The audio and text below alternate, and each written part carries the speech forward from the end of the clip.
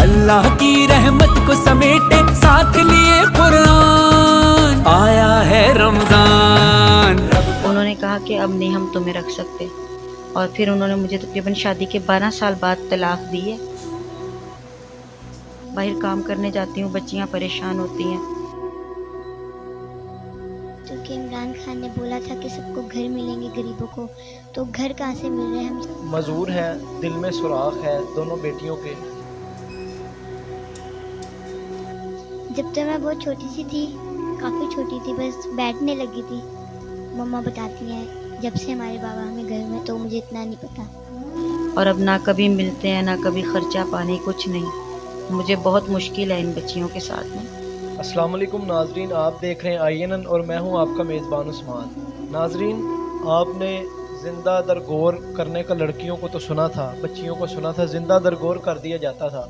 लेकिन नाजरीन, इस वक्त मैं उस औरत के पास मौजूद हूँ। जब मैं इनकी दास्तान सुनता हूँ, जब मैं इनकी कहानी सुनता हूँ, तो मेरा दिल कांप उठता है।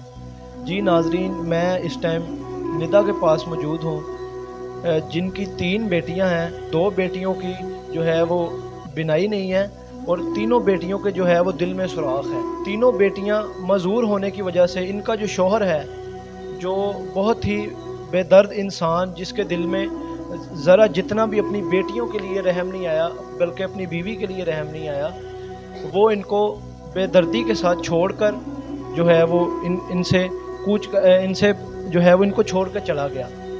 बाकी इनकी क्या दास्तान है, निदा मेरे साथ मौजूद है, उनसे ही जानने की कोशिश करते हैं कि क्या दास्तान। अच्छा बाजी, क्या मामला हुआ था, और ये ज़रा हमारे नाजरीन को आप बताइएगा कि ये क्या मामला हुआ था आपको।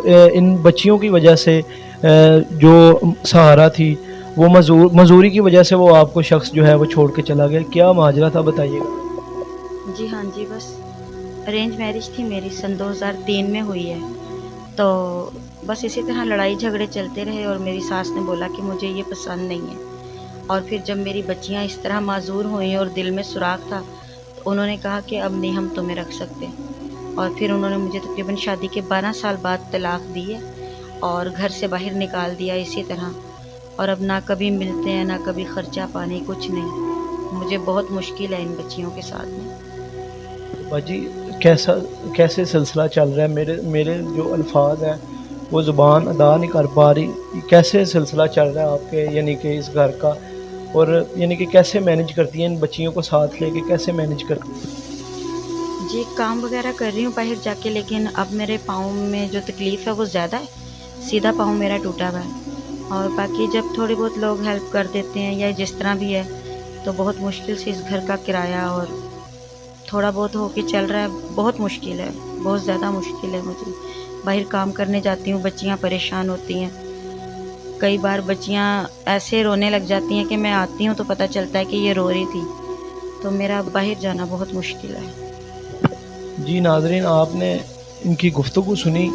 मेरी हुकूमत पंजाब और पाकिस्तान की हुकूमत से, तब्दीली सरकार से मेरी दरख्वास्त है, अर्ज़ है कि इनकी तरफ भी देखा जाए कि तब्दीली जो लाहौर में तब्दीली है, इस तब्दीली को ज़रा ऐसी जगह पे भी तब्दीली लाई जाए कि इनके घर में भी जो है वो मामला चल सकें। और निदा की जो है वो बेटियां मेरे साथ मौजूद हैं इस वक्त, मजूर हैं, दिल में सुराख है दोनों बेटियों के।